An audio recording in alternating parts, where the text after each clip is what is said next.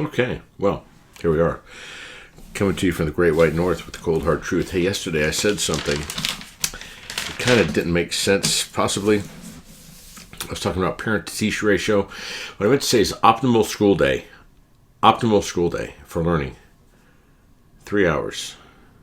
3 hours, not 8, not 10, not 5. 3 hours for no kidding, optimal learning.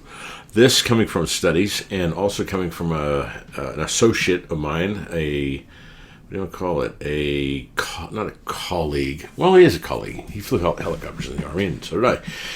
Anyways, he has a brand called the Brainy Bunch, and he has, I think, he and Mona Lisa have like 10 children, and the 4 or 5 oldest have already well on their way. I mean, they all had 4-year degrees before they were 17. So before they entered high school. It's called the Brainy Bunch. That's what I wanted to talk about. Correct from last night. I think you know what, I'm going to talk again from Khalil Gibran, because I just love his work. And I hope you would too. And I'm going to talk about pain, because that one is constant. I don't know how many people out there listening in listening world. There might not be any, but if anyone is listening, there's a fairly high probability that you might be a vet. And if you're a vet, there's probably a pretty high probability that you have some kind of disability. That being said, pain.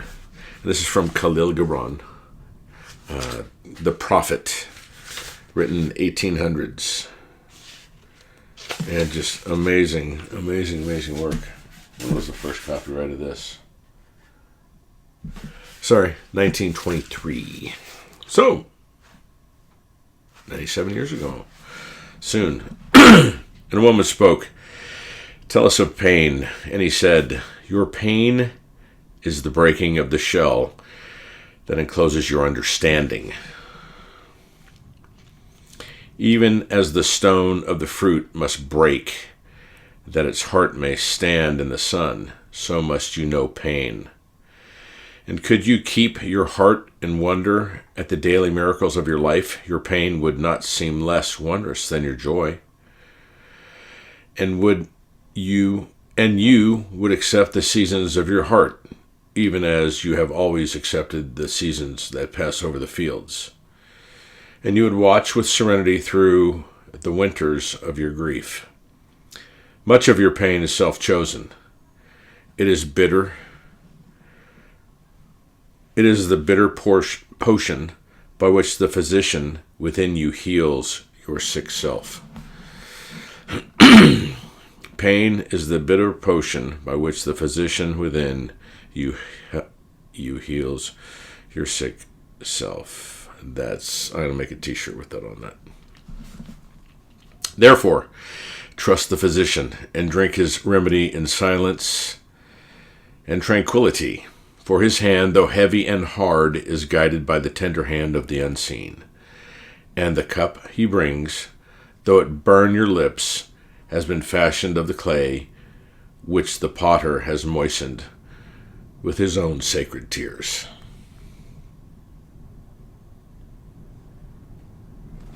Anyways, that's pretty heavy.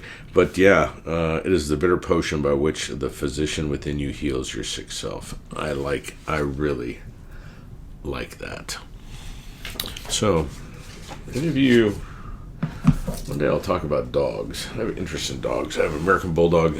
I've had all kinds of dogs. Shepherds, Dobermans. And American Bulldog is by far the most athletic by far, which is hard to believe. I thought my German Shepherd was fast. Anyways, yeah, so I have Conan. Anyways, dogs. I don't want to turn into a rambling session. I'd like to keep this focused on kids and family court reform, because family court is kangaroo court, and basically once you walk in there, they strip you of your constitutional rights. And ask me how I know. If they could throw you in prison because you owe a debt, that basically nullifies, I think, the Ninth Amendment that abolished debtors' prisons. I fail to see what you don't understand about this. So, anyways, I hope everyone's having a good, getting ready for a good holiday season. Here is, if any of you ever wonder what I do or what I've been doing, I'm getting ready to launch a knife making video series, free, by D Holder. He is that's annoying with the glasses, I guess. It is to me. So it must be to you. Dear friend of mine, he's 79 years old. He'll be 80 at the end of March. He's a Cutlery Hall of Fame knife maker. And there's 7 of them living, I think. There might be 6. Anyways, he turns 80 in March. And he's had 16 or 17 heart surgeries or procedures. So I don't know if I don't have to say much more.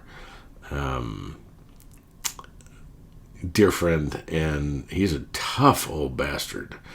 But genetically, his heart and his smoking, which he admits, chain smoked for 25 years or something ridiculous, but him with a congenital heart disease of certain, things that are not healthy, not a normal heart, has, anyways, it's a project for him to thank him. And that's not to say I will not benefit some, but it doesn't matter. As long as one sells and he sees his product out there, it's cool. So it's called Making Knives the D Holder Way. So I'll put a link on this when it's ready to launch. But I'm doing it through ClickFunnels. And if any of you guys ever think about it, just go to ClickFunnels. They give you like 2 months free to get off your ass and put something out there and see how it goes. Do it. Do it.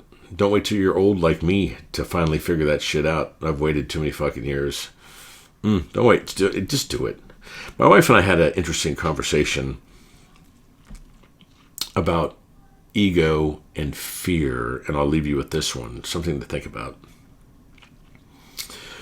I remember one of the most frightened times I've ever been in my life. I mean, absolutely, positively certain I was going to die on that mission.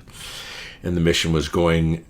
I was in an F-16 harm shooting squadron, and we went north to Baghdad to cap and taunt enemy surface-to-air missiles to shoot at us, so we could shoot them and destroy them. So we could shoot them with our harms and basically blow up their radar site. So,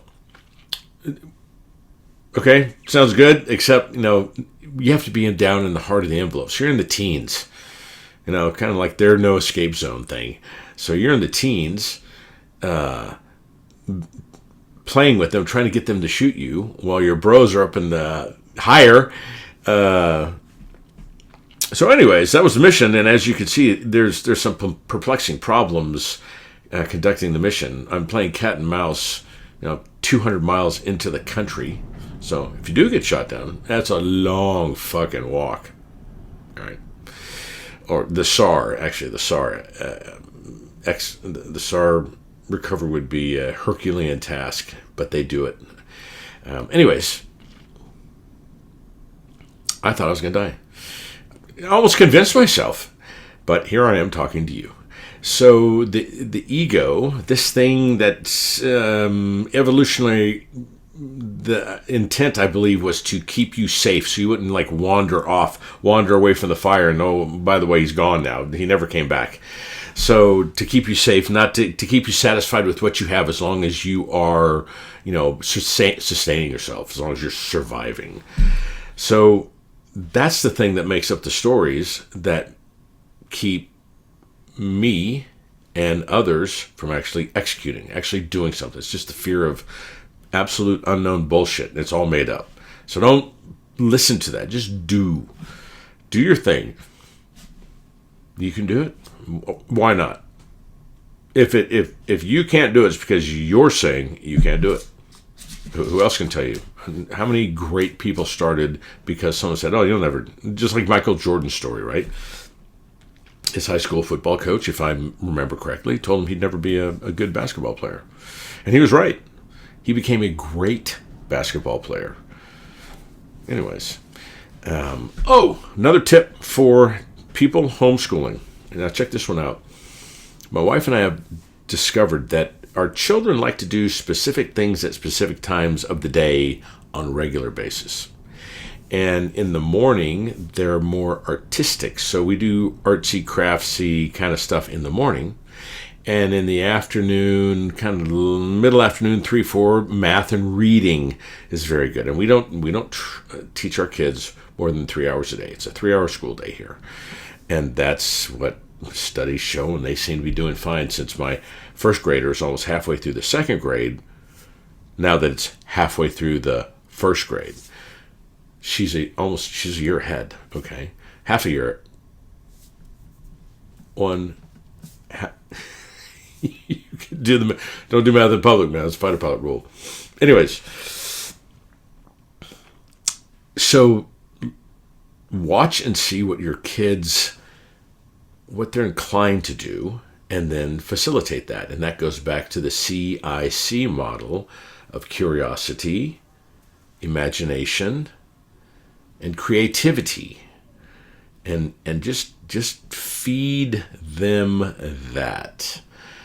The raw materials so they could. I should tell you tomorrow I'm going to tell you some of the things my kids tell me during the day, and you tell me that they're not, their imagination is stifled. Some of the things they come up with, my goodness. Anyways, you may have similar experiences, but children, yes, wonderful. So anyways, I hope you get some value out of some of those things, and I will be signing off from the Great White North with the Cold Hard Truth. Peace, love, Northern Lights. Be your best version of yourself, and encourage others to do the same. Peace, love, Northern Lights.